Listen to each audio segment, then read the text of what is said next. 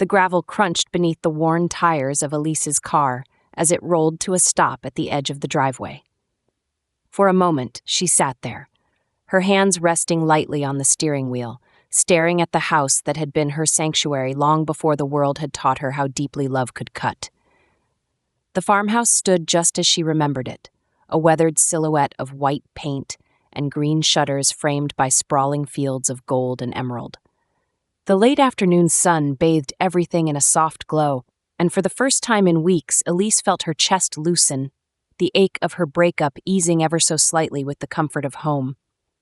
She stepped out of the car, taking in the scent of freshly cut hay, mingled with the faint sweetness of wildflowers that dotted the edges of the property. The breeze tugged at her loose braid, and she closed her eyes for a moment, letting herself be cradled by the familiar sounds of cicadas humming in the distance and the faint rustle of leaves from the old oak tree that stood sentinel near the barn. The front door creaked just as it always had when she pushed it open, and the cool air of the house wrapped around her like a gentle embrace. Everything was just as she remembered. The braided rug in the entryway, the chipped ceramic bowl on the kitchen table filled with last season's pecans, the faint scent of lavender from the sachets her mother always tucked into the drawers. She ran her fingers along the banister of the staircase, her touch lingering on the smooth wood polished by years of use. Every corner of the house held memories, echoes of a simpler time when her heart had been whole. Elise set down her suitcase at the base of the stairs and wandered into the living room. The couch with its faded floral print beckoned her, but instead, she made her way to the wide bay window overlooking the fields. She pressed her palm against the cool glass and gazed out at the horizon, where the golden light of the sun kissed the edges of the hills. It had been too long since she'd been here, she realized.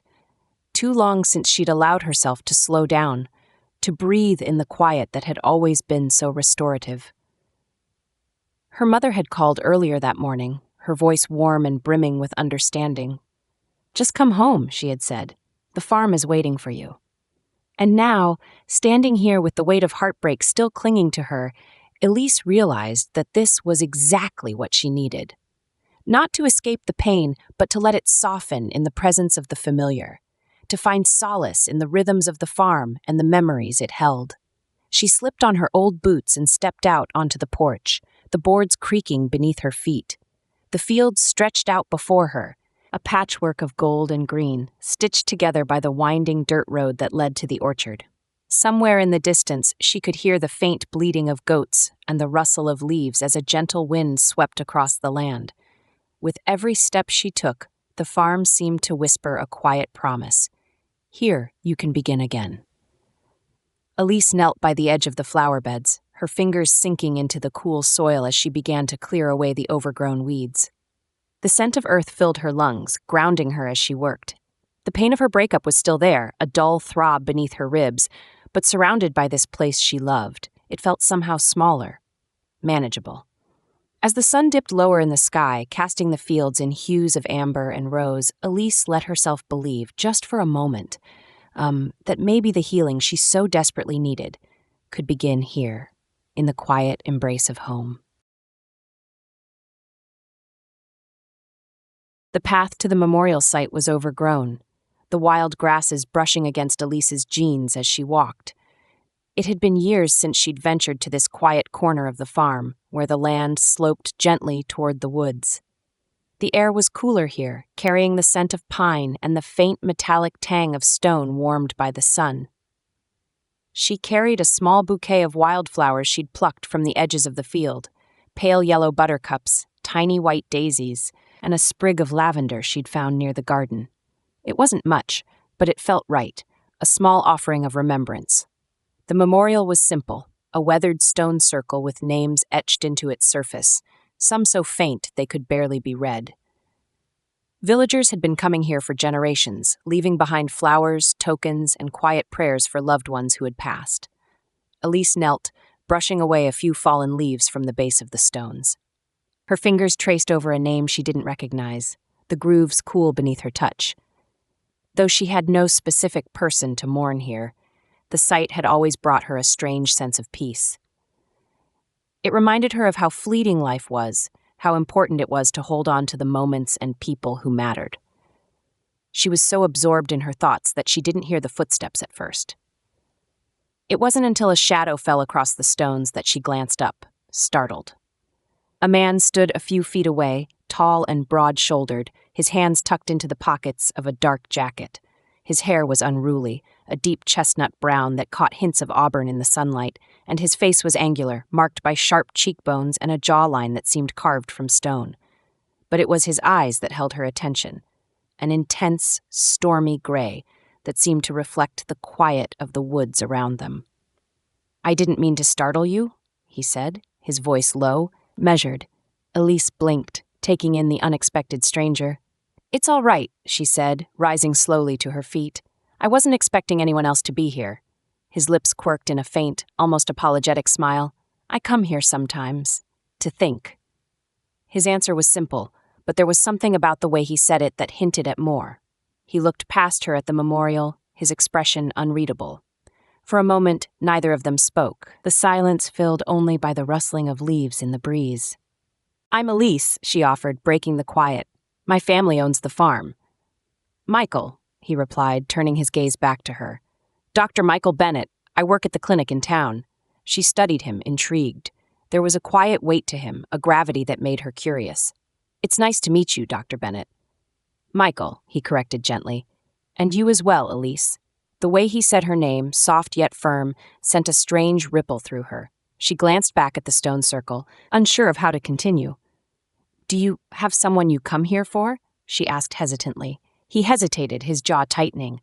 "Not someone buried here. But yes." The answer hung between them, heavy with unspoken meaning.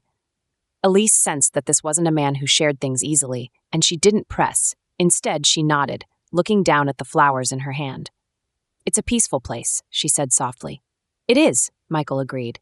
His gaze lingered on her for a moment longer, as if trying to read her thoughts. Then, with a small nod, he stepped back.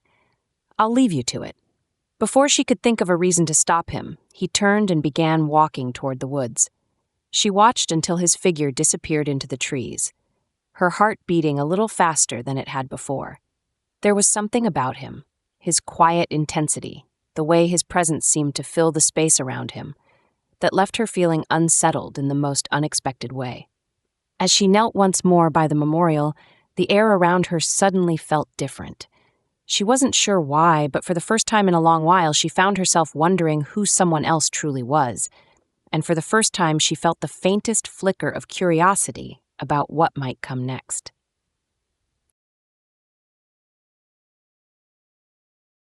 The shade of the ancient oak tree stretched long across the field, its broad arms swaying gently in the late afternoon breeze. Elise sat cross-legged on the grass, her back leaning against the gnarled trunk. Above her, sunlight filtered through the dense canopy, dappling the ground with patches of golden light that shifted and danced with the wind. She ran her fingers over the spine of a leather-bound notebook resting in her lap, the pages filled with translations she'd been working on since arriving at the farm. But today, her focus was elsewhere. Michael stood a few feet away, sleeves rolled up to his elbows as he inspected a low-hanging branch.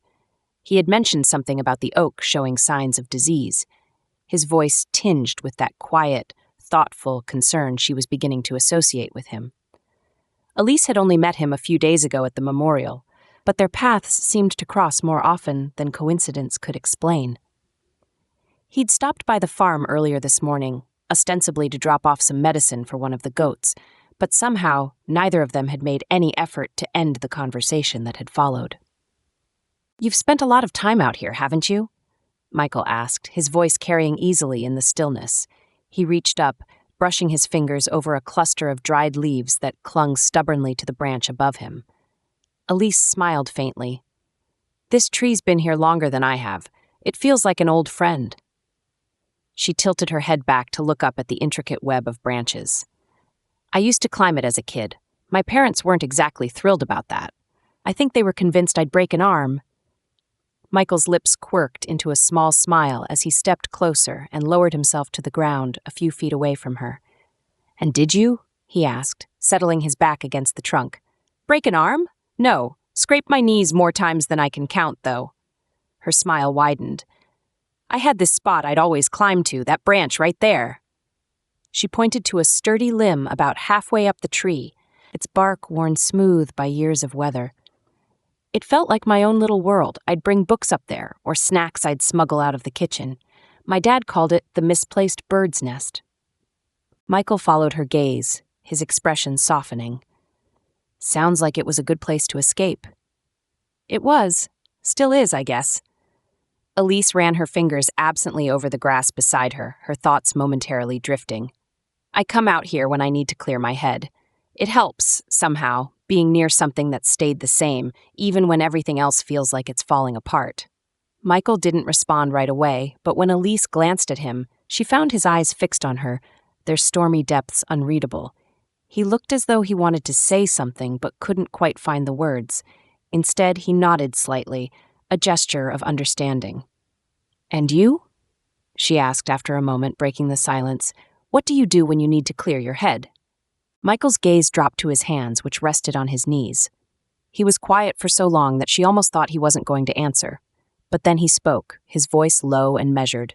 "I used to run," he said. "Long distances. It helped me think, or not think, depending on what I needed. I haven't done it much lately, though." "Why not?" Elise asked gently. He hesitated, his jaw tightening almost imperceptibly. "Life got complicated," he admitted. "Work, mostly, and other things." Elise didn't press him. She could see the weight of whatever he wasn't saying in the tension of his shoulders, the way his gaze stayed firmly on the ground. Instead, she leaned back against the tree, her tone light as she said, "Well, if you ever decide to pick it up again, the dirt road around the property makes for a pretty good running path. Just watch out for the goats. They're escape artists." That drew a small chuckle from him, soft but genuine. "I'll keep that in mind."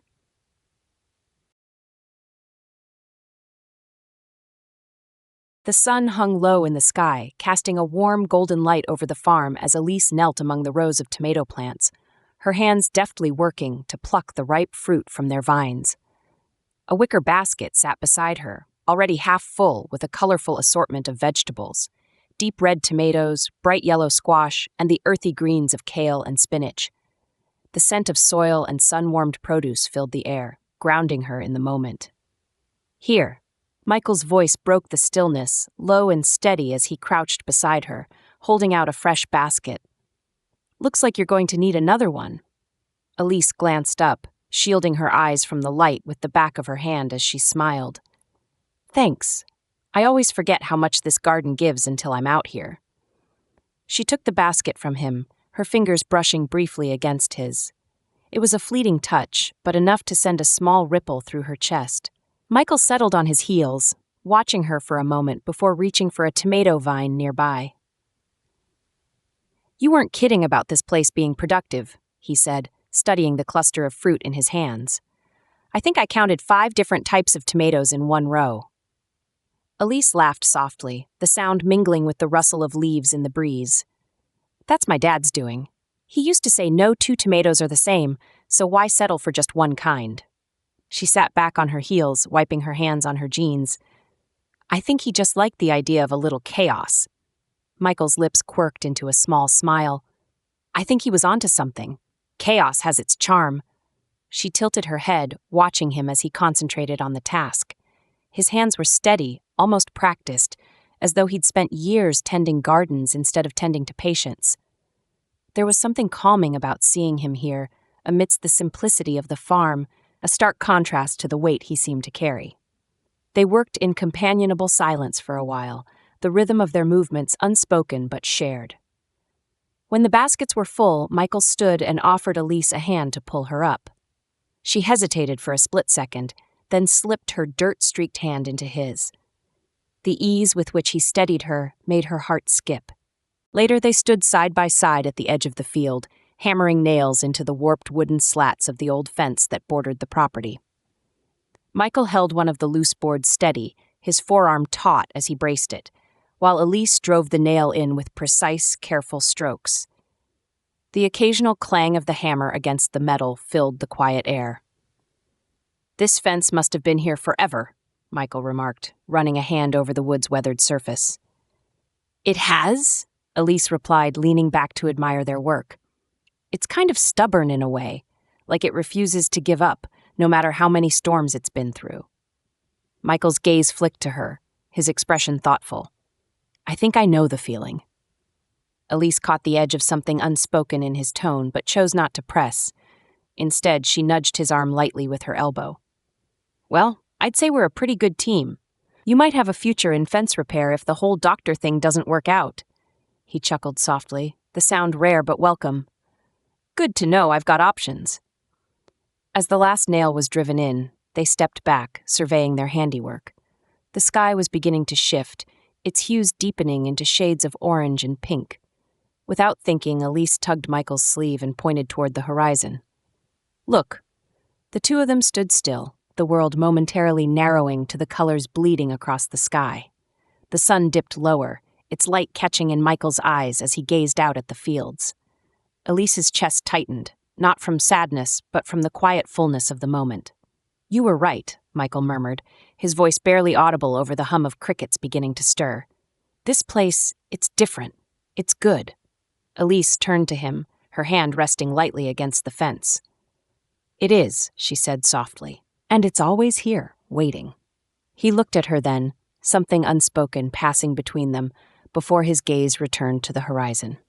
For the first time, Elise thought she saw a flicker of peace in his expression, as though the weight he carried had eased just slightly. As the last of the sun's rays disappeared behind the hills, Elise realized she didn't want this moment to end, and for the first time in a long while, she allowed herself to hope. The sky above the farm was painted in soft strokes of periwinkle and rose, the last remnants of sunlight clinging to the horizon as Elise and Michael walked side by side toward the barn. The air was cooler now, tinged with the scent of fresh hay and the faint sweetness of wildflowers that bordered the property. Their steps were unhurried, the quiet between them easy, though something in Michael's demeanor felt different tonight. He seemed quieter than usual, more distant. You've been awfully quiet, Elise said, breaking the silence. Her voice was light, but her gaze flicked toward him, searching. Tired from all the fence repairs? Michael gave a small, almost imperceptible smile, but it didn't quite reach his eyes. Something like that, he replied, his voice low and measured. His hands were shoved into his jacket pockets, his shoulders slightly hunched, as though bracing against a wind that wasn't there. Elise slowed her steps, her brow knitting in concern. Is everything all right? She asked, her tone gentler now. You've seemed, I don't know, far away today. Michael stopped walking, turning his gaze to the horizon where the sky stretched endlessly over the golden fields. For a long moment, he didn't answer, his expression unreadable. Then, with a quiet exhale, he said, Do you ever feel like there are things you carry that you can't put down, no matter how much you want to? The question hung in the air between them, heavy with something unspoken. Elise's heart tightened, though she wasn't entirely sure why. She stepped closer, her boots brushing against the brittle grass. I think everyone has something like that, she said softly. Something they keep with them, even when it hurts. Michael's jaw tightened, his gaze fixed on the fading light as though it held answers he couldn't quite reach. Sometimes I wonder if it's worth it, he said, his voice barely above a whisper. Holding on to it, carrying it around. What is it you're carrying? Elise asked gently, her voice laced with both curiosity and caution. She didn't want to push him, but there was a weight in his words that pulled at her, that made her want to understand. For a moment she thought he wouldn't answer, but then his hand slipped from his pocket, his fingers brushing against the back of his neck as though trying to ease some invisible tension. There was a patient, he said, his voice taut with restraint. A young boy. He didn't make it. Elise's breath caught. She hadn't expected him to share something so personal, so raw. Michael, she began, but he shook his head. It's not just that, he continued, his voice harder now, as though forcing the words out. It's the way it changes you, makes you question everything, yourself, your choices, whether you're enough. His hand dropped to his side, curling into a fist. And then, just when you think you've found something solid to hold on to, something to pull you out of it, he trailed off, his gaze dropping to the ground. You lose it, Elise finished softly, the pieces falling into place. Michael's shoulders sagged, his silence confirming what she already knew. She thought of the memorial, of the way his jaw had tightened when she'd asked if he came there for someone. He wasn't just grieving a patient, he was grieving something more, someone who had once been a part of his life, someone he'd loved. Elise reached out, her hand brushing lightly against his arm. "I'm sorry," she said, her voice steady despite the ache in her chest. "For all of it." He looked at her then, his storm-gray eyes meeting hers with a vulnerability that caught her off guard. "It's hard," he admitted, the words raw and unguarded. "Letting anyone in when you know how much it can hurt." She nodded, her hand still resting gently on his arm. "I know," she said quietly, "but sometimes letting someone in is the only way to heal." Michael held her gaze for a moment longer before looking away, the tension in his expression softening just slightly. The sky above them deepened into twilight, the first stars beginning to glimmer faintly in the growing dark. Neither of them spoke as they stood there, the quiet between them filled with an unspoken understanding. Elise didn't know if he'd ever fully let down his walls, but in that moment she felt something shift, like a crack appearing in stone, small but significant. It was enough. For now, it was enough. The farmhouse was quiet except for the soft creak of the porch swing as Elise sat, her legs tucked beneath her. In her hands, she cradled a steaming mug of tea, the edges of the ceramic warm against her fingers. The evening air was cool, carrying the faint scent of rain from a storm earlier that afternoon. She'd come here to think, to sort through the questions swirling in her mind, but the stillness around her offered little solace. Michael stood a few feet away, leaning against one of the wooden porch columns, his silhouette outlined by the faint glow of the lantern hung above the doorway. He had arrived unannounced, as he seemed to do more often lately, but tonight his presence felt different, heavier, distant. Elise had welcomed him like she always did, but now, sitting here in the quiet stretch between them, she couldn't shake the tension thrumming beneath the surface. "You don't have to stay," she said softly, breaking the silence. Her voice was steady, but there was an edge to it even she couldn't quite temper. "If you've got somewhere else to be." Michael turned his head, his eyes shadowed but focused on her. "I didn't come here because I had nowhere else to be," he replied, his tone unreadable. Elise forced a small smile, though it didn't reach her eyes. "Then why did you?" He hesitated, his hand brushing over the railing as though searching for the right words. "I don't know," he admitted finally. "I just wanted to." She nodded slowly, though his answer left her feeling no closer to understanding. Lately, there had been so many moments like this between them, moments filled with unspoken words and half-answers that left her feeling both drawn to and adrift from him. She cared about him, more than she'd thought possible when they first met, but there was always a wall, an invisible barrier he kept firmly in place, and she was growing tired of trying to see through it. "Michael," she said after a pause, her voice quieter now. "What are we doing?" He frowned, his brows knitting together. "What do you mean?" "I mean this." She gestured vaguely between them, her heart pounding as she spoke. "You come here, we talk, we spend time together, but it never feels like you're really here, like you're holding back. And she trailed off, shaking her head. "I don't know how much longer I can keep wondering where I stand with you." The porch fell silent again, the gentle creak of the swing the only sound. Michael's jaw tightened, his grip on the railing firm. "It's not that simple," he said finally, his voice low. "It could be," Elise countered, her frustration bubbling to the surface.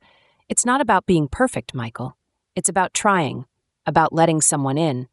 He looked at her then, his storm-gray eyes filled with something she couldn't quite name. Fear, regret, maybe both. "I don't know if I can," he said, the words so quiet she almost didn't hear them. Elise's chest tightened, the ache of his admission cutting deep. "Then maybe you need to figure out what you want," she whispered, her voice trembling. "Because I can't keep giving you pieces of myself if you're not willing to meet me halfway." Michael said nothing, his gaze dropping to the porch floor. After a moment, he pushed off the column and stepped back, his movements slow and deliberate. "I should go," he said softly. Elise didn't stop him. She watched as he descended the steps and disappeared into the night, the weight of his absence settling over her even before he was fully gone. The porch swing creaked again, and she closed her eyes, swallowing the lump rising in her throat. For the first time since they'd met, she let herself wonder if maybe love wasn't enough.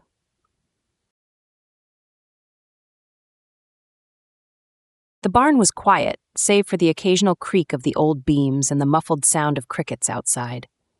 Michael stood near the far wall, his posture stiff as he stared at a row of wooden shelves stacked with jars of preserves and dusty tools. He ran a hand absently over the weathered surface of the workbench, his jaw tight. Elise watched him from where she leaned against a post, her arms crossed loosely over her chest. The lantern hanging from a nearby hook cast a warm, flickering glow, but the air between them felt heavy, unsettled. She took a step closer, her boots scuffing softly against the dirt floor. "Michael," she began, her voice soft but steady, "you've been carrying something for a long time. I can see it. It's in the way you look at the horizon, like you're searching for answers that aren't there. It's in the way you hesitate when people get too close." She hesitated, measuring her next words.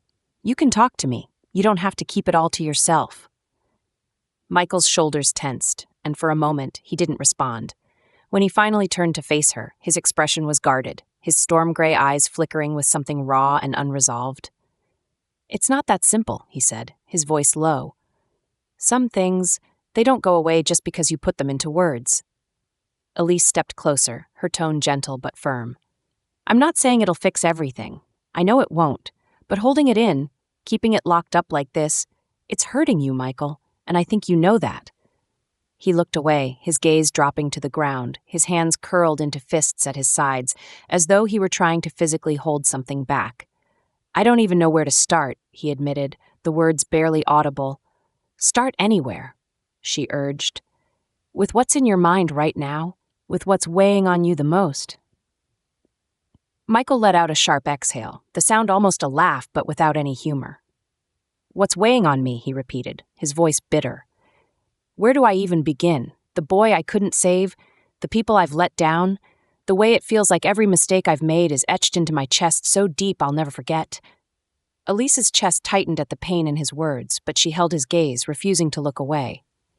"You're human, Michael," she said softly. "You're not perfect, and you're not supposed to be.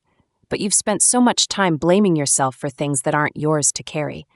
You give so much of yourself to others, but when was the last time you let anyone give something back to you?"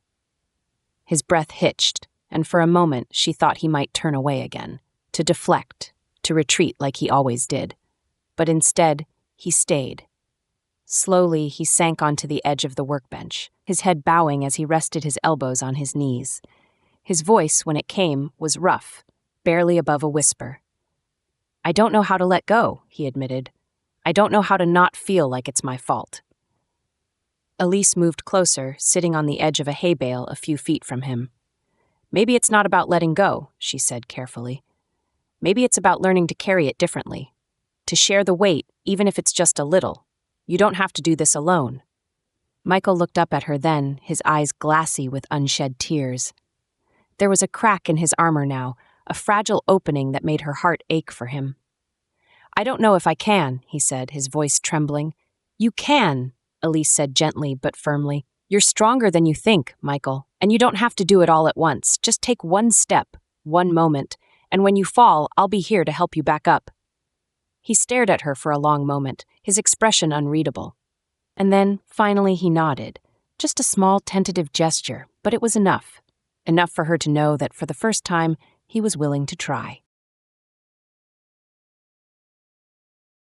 The farmhouse was quiet that night, its walls steeped in the familiar creaks and groans of age. Moonlight spilled through the window of Michael's guest room, casting pale streaks across the wooden floor.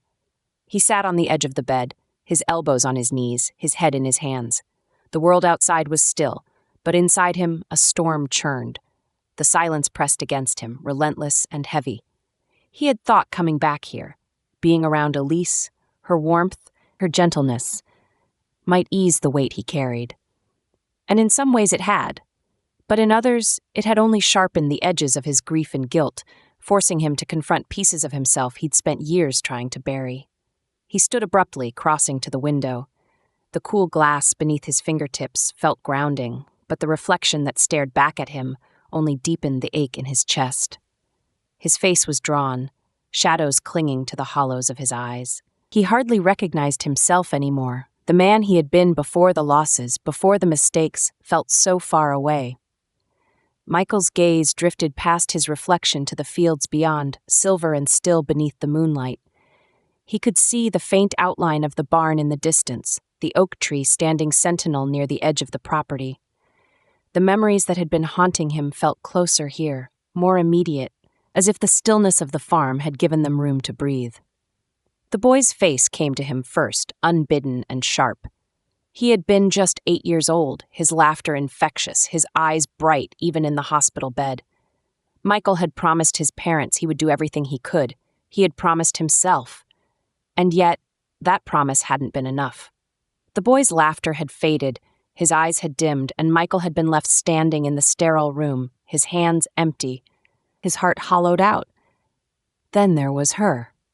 The woman he had once loved, the one who had tried to reach him when he was drowning in the aftermath of that loss.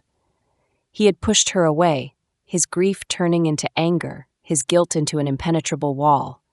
She had begged him to let her in, but he hadn't known how, and when she left, he hadn't stopped her.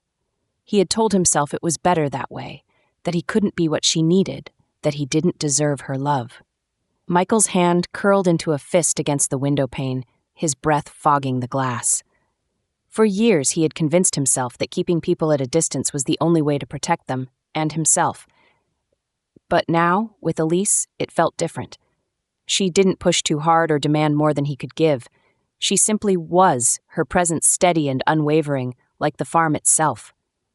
And yet, he had still found ways to hold her at arm's length, his fear of failing her as deep as the scars he carried. His reflection blurred as his throat tightened.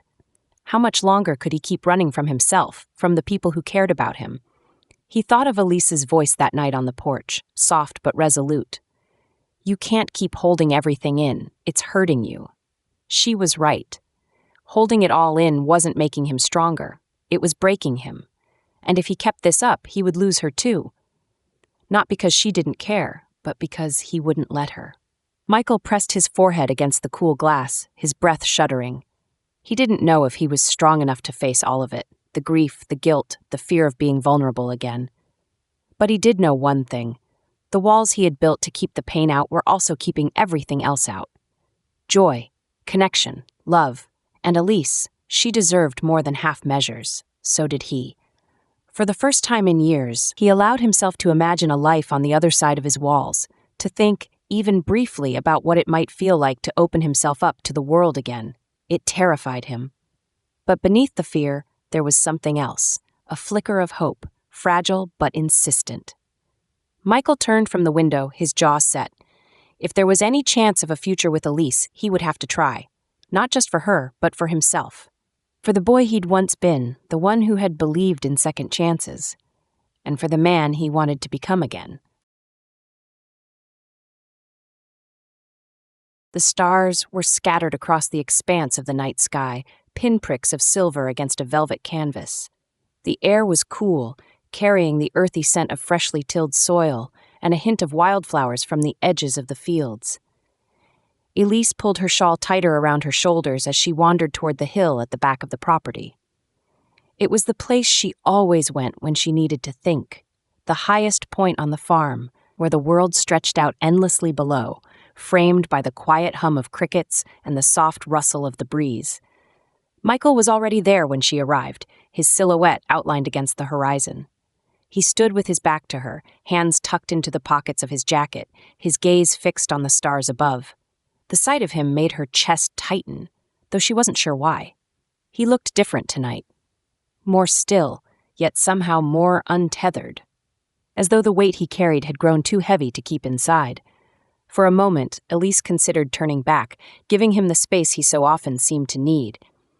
But something rooted her in place, a quiet pull that urged her forward. She stepped closer, her boots crunching softly against the grass, and when she was just a few feet away, she stopped. You always seem to find the best spots, she said lightly, her voice breaking the stillness. Michael turned, his storm gray eyes meeting hers. There was something raw in his expression, a vulnerability she hadn't seen before, and it made her breath catch. He didn't smile, but he nodded toward the patch of grass beside him. It's peaceful here, he said quietly. Thought it might help clear my head. Elise stepped closer, lowering herself onto the cool grass. She tucked her legs beneath her, her shawl pooling around her shoulders as she leaned back, bracing her hands behind her. It does that, she agreed, her gaze drifting upward to the stars. Makes you feel small in the best way, doesn't it? Like the world's so much bigger than whatever's weighing on you. Michael didn't answer right away, but she could feel his gaze on her, heavy and searching. When he finally spoke, his voice was low, almost hesitant. Does it ever work for you, making things feel smaller? Sometimes, Elise said, glancing at him. His profile was sharp in the moonlight, his jaw clenched as though he were holding something back. And sometimes it just makes me think about everything more. She paused, her voice softening. But even when it doesn't fix anything, it helps to feel grounded, to remember that not everything is within my control. Michael's jaw tightened, and he looked back at the sky, his shoulders rising and falling with a deep breath. Control, he repeated, almost to himself. That's one thing I've always struggled with. Elise tilted her head, studying him. What do you mean? He was quiet for a long moment, his gaze fixed on the stars as if searching for an anchor. Then, slowly, he sank onto the grass beside her, his elbows resting on his knees, his hands clasped tightly together. When he spoke, his voice was rough, edged with something raw and unspoken. I've spent most of my life trying to control things, he admitted. Outcomes, mistakes, feelings. I thought if I worked hard enough, if I planned everything perfectly, I could stay ahead of the things that hurt, that I could keep people safe, keep myself safe. He shook his head, a bitter smile tugging at the corners of his mouth. But life doesn't work that way, does it? Elise's heart ached at the pain in his tone. She leaned toward him slightly, her voice gentle. No, it doesn't, but that doesn't mean you failed. Michael let out a quiet, humorless laugh. That's not how it feels. He ran a hand through his hair, his fingers lingering at the back of his neck. There was a boy, 8 years old. He had this way about him, like he could light up a whole room just by walking into it. He was smart, curious, braver than most adults I've met, and he trusted me. Elise's chest tightened, the weight of his words pressing against her. She didn't interrupt, sensing that this was something he needed to say. I promised his parents I'd do everything I could, Michael continued, his voice quieter now. And I tried. God, I tried, but it wasn't enough. He died and I... His voice broke, and he looked away, his jaw clenching as though trying to hold himself together. I couldn't stop it. I couldn't save him, and I've carried that with me every day since. Elise reached out, her hand resting lightly on his arm. Michael? She said softly, her voice steady despite the ache in her chest. You did everything you could. That's all anyone could ask of you. He shook his head, his gaze still fixed on the ground. It doesn't feel like enough. It never does. And after that, I started pushing people away. I thought if I didn't let anyone get too close, I wouldn't have to feel that kind of loss again. He hesitated, his voice dropping to a whisper. But all I did was make myself lonelier. Elise's fingers tightened gently on his arm, her heart breaking for him. You don't have to keep doing that, she said. You don't have to keep punishing yourself for things you couldn't control. You deserve to let people in, Michael, to let yourself feel loved. His eyes met hers then, and for a moment she thought she saw tears glimmering in their depths. I don't know if I can, he admitted. I don't know how to. You don't have to figure it all out at once, Elise said softly. But you can start by letting yourself be here, by letting yourself trust that someone cares about you enough to stay. Michael's throat worked as he swallowed hard, his gaze never leaving hers. You make it sound so simple, he said, his voice trembling. It's not simple, Elise admitted, but it's worth it.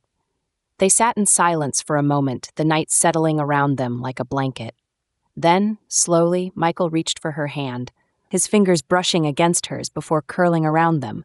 The touch was hesitant at first, but as their hands intertwined, it felt like a promise, a tentative step towards something neither of them could fully name. I'm scared, he said quietly, his voice barely audible. I know, Elise replied, her voice steady, but you don't have to be alone anymore. Michael looked at her, his storm-gray eyes softening as the walls he'd built around himself began to crack. I've been afraid to say it, he confessed, afraid that if I did, it would make me weak.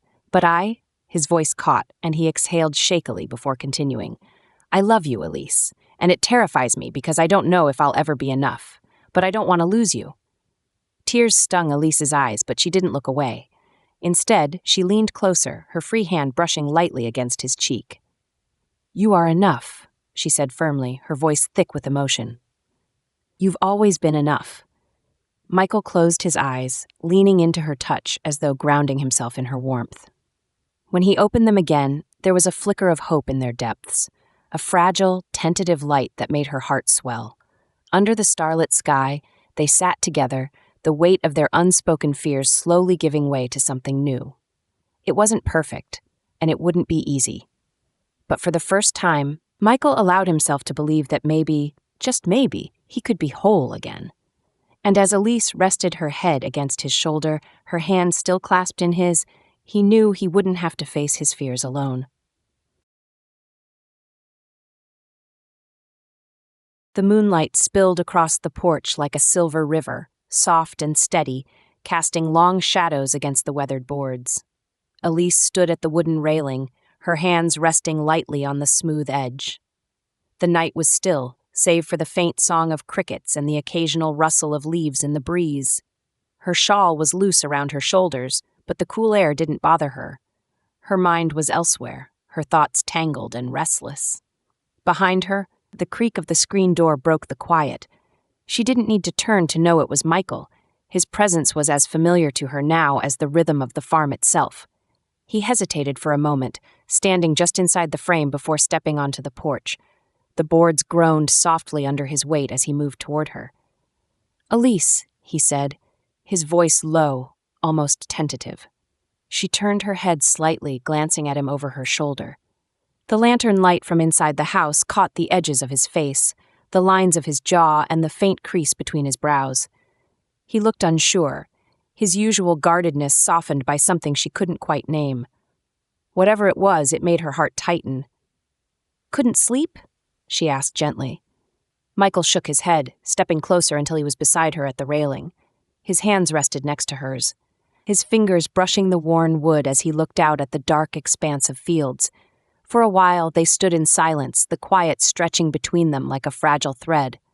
I've been thinking, he said finally, his voice breaking the stillness. About you. About us.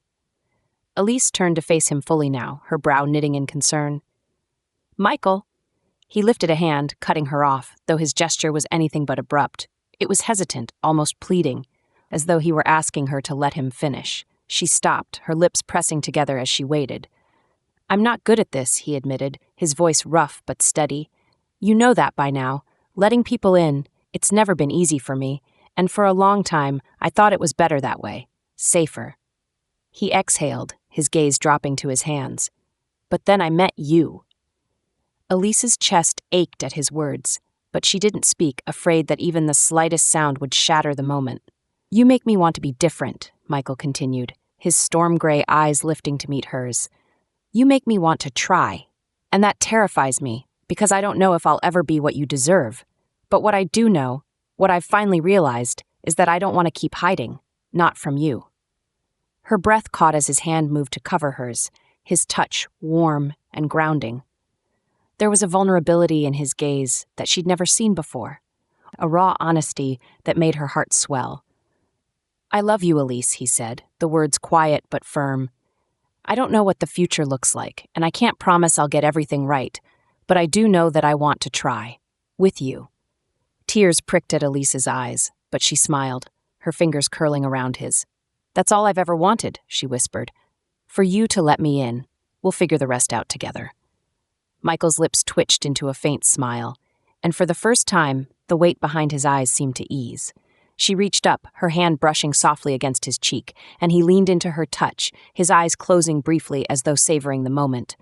Under the moonlit sky, with the crickets singing softly around them, they stood together, a quiet promise passing between them. It wasn't perfect, but it was real. It was enough. For now, and for all the moments to come. The early morning sun painted the farm in hues of gold, the light stretching across the fields in long, gentle strokes. A soft breeze rustled through the trees, carrying the faint scent of lavender and freshly turned earth. Elise stood at the edge of the garden, her hands wrapped around a steaming cup of coffee, watching as Michael approached from the barn. His steps were unhurried, his shoulders relaxed in a way she hadn't seen before. For the first time, he looked like he belonged here, as though the weight he had carried for so long had finally begun to lift. "You're up early," she said, smiling as he reached her. He stopped beside her and tilted his face toward the sun, letting the light warm his skin. "I couldn't sleep," he admitted, though there was no heaviness in his tone. His voice carried the kind of quiet clarity that comes after a storm. But for once, it wasn't because of anything bad, just thinking. Elise raised an eyebrow, a playful smile tugging at her lips. "Good thoughts, I hope?" Michael turned to her, his storm-gray eyes soft and unguarded. "Good," he said simply, his lips curving into the faintest smile. "And new." Her heart swelled at the quiet honesty in his voice. She reached out without thinking, her fingers brushing lightly against his. He caught her hand in his own, the gesture no longer hesitant but sure, steady. They stood there like that for a moment, the silence between them filled with a shared understanding. "You know," Elise began, her voice gentle, "I think this place suits you. Not just the farm, but the quiet. The space to just be." Michael looked out over the fields, his thumb absently brushing against the back of her hand. "I think you might be right," he said. "For a long time, I didn't think I deserved any of this. The peace, the chance to start over." He glanced at her, his gaze unwavering. "But you've taught me something, Elise, that it's okay to let myself feel joy, even after everything, that healing doesn't mean forgetting, it means carrying the past differently." Elise stepped closer, her free hand resting lightly on his arm. "You deserve all of it, Michael. The peace, the joy, the chance to live fully again. And you don't have to do it alone." He smiled then, a small, genuine smile that made his eyes crinkle at the edges. "I know," he said softly. "I'm starting to believe that." The breeze stirred around them, carrying the distant sound of goats bleating and the soft rustle of leaves. Michael turned to face Elise fully, his expression open and calm. "I don't know what the future holds," he said. "But I do know I want to face it with you. Whatever it brings, I'm ready to try." Elise's chest tightened, tears pricking at the corners of her eyes. "I want that too," she said, her voice steady, despite the emotion swelling within her. "With you." They stood together as the sun continued to rise, bathing the world in light. The farm stretched out before them, a place of simple beauty and quiet resilience. And in that moment, Elise and Michael embraced not just each other, but the future. A future built on courage, on love, and on the promise that healing truly was possible when shared.